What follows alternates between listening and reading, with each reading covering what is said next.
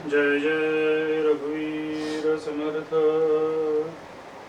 गणाधीश जो ईश सर्वा गुणांचा, मुळारंभ आरंभ तो निर्गुणाचा। नमो शारदा मूळ चत्वार वाचा, नमो पंथ अनंत या राघवाचा। शुका सारिखे पूर्ण वैराग्य जाचे, वसिष्ठा परिज्ञान योगेश्वराचे। कवी वाल्मिका सारिखा मान्य ऐसा, नमस्कार माझा सद्गुरु रामदासा। जय जय रघुवीर समर्थ।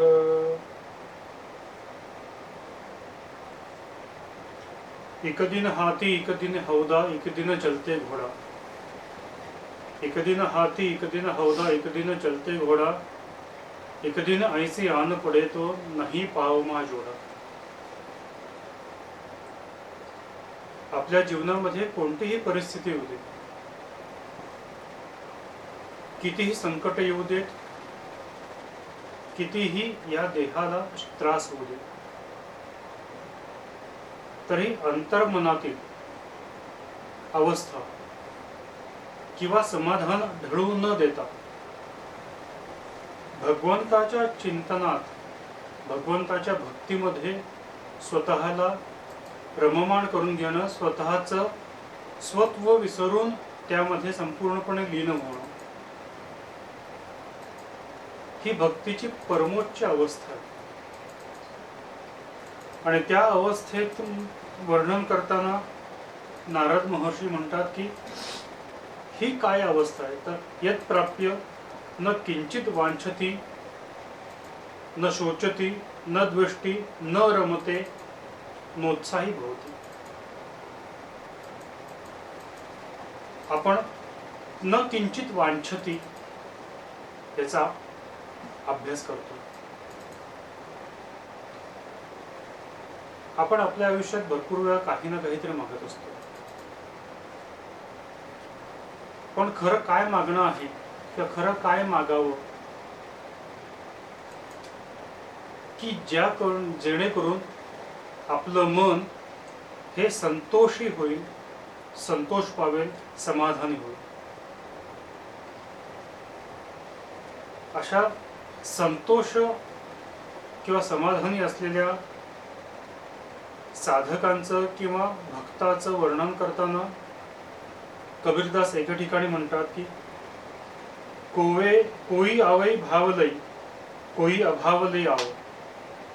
कोई आवे भाव लई, कोई अभाव ले आओ। साधु दऊ को पोषते, भावन गिने अभाव। कोणी कोणता भाव घेऊन त्या साधूंच्याकडे येत असं म्हणतात कबीरदास। साधू म्हणजे जे सर्वसंग परित्याग केलेला आहे, जे अवधूत अवस्थेत गेलेले आहेत, न वांछती न शोचती। ही जी देहाच्या ज्या काही संकल्पना आहेत किंवा देहाच्या ज्या काही मागण्या आहेत किंवा देहरूपी मनामध्ये ज्या काही इच्छा निर्माण होतात, ते संकल्प विकल्प असू देत, इच्छा कामना असू देत, याच्या पलीकडे जाऊन जे स्थिर झालेले आहेत,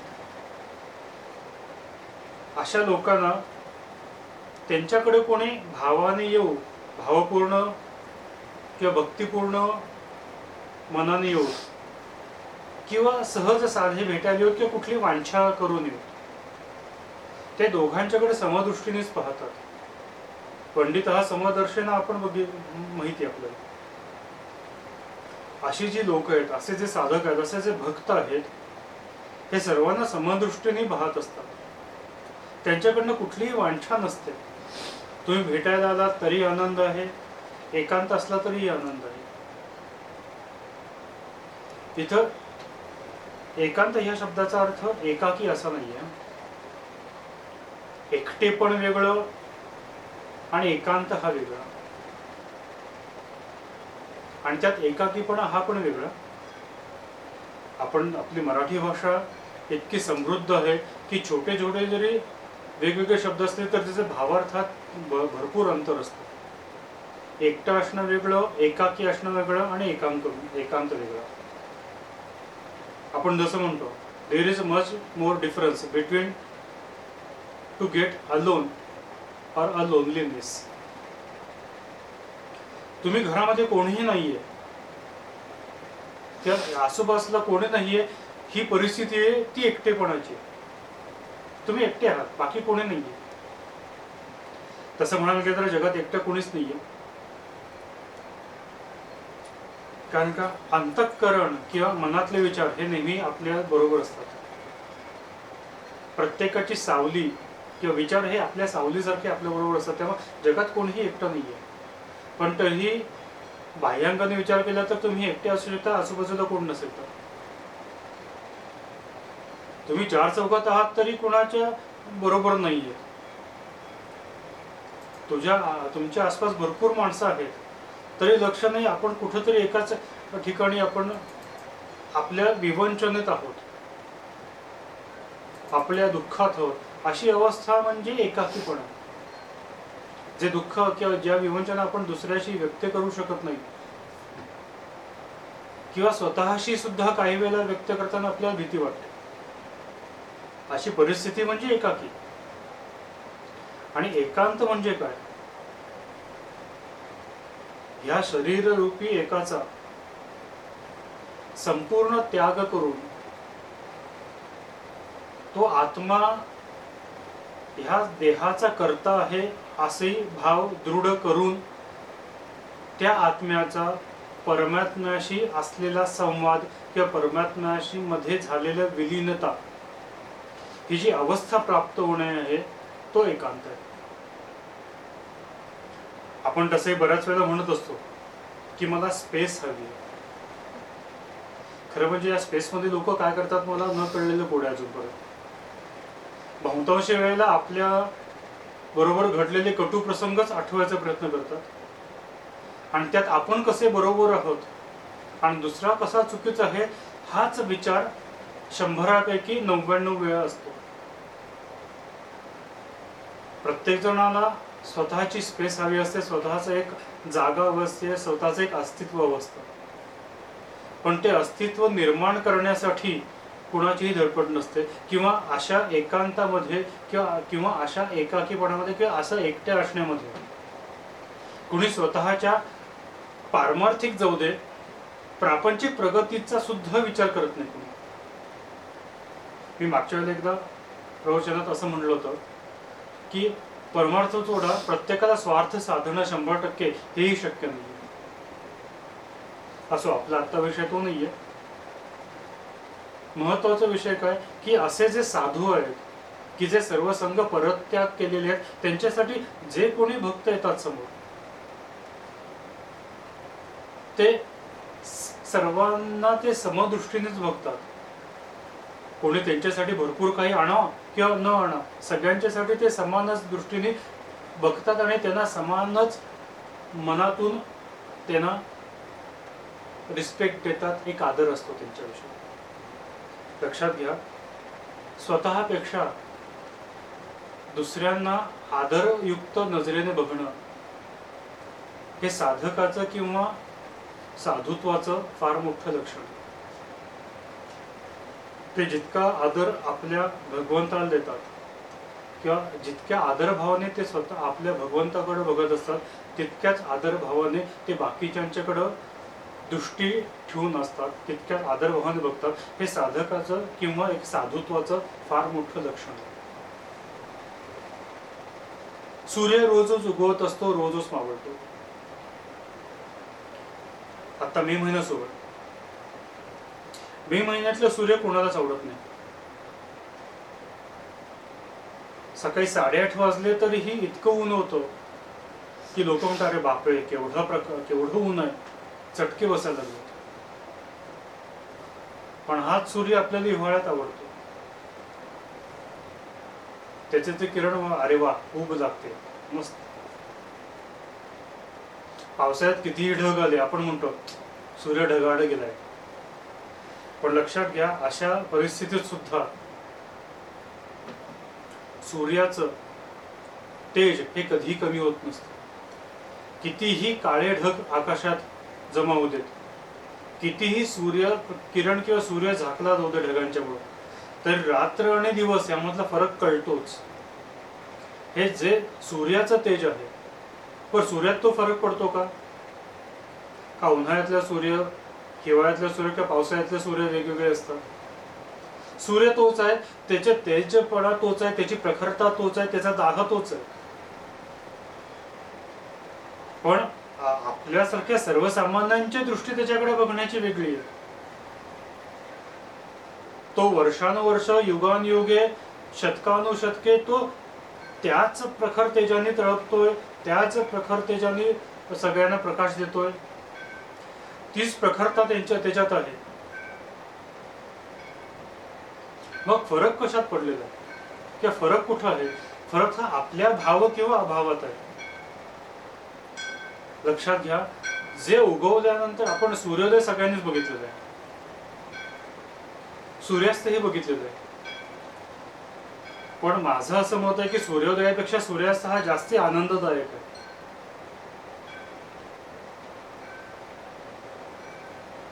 सूर्योदयाचं तेज वेगळं आहे, तो एक आनंद वेगळाच आहे. पण सूर्यास्तामधला आनंद जो आहे ना, तो पण अलौकिक आहे.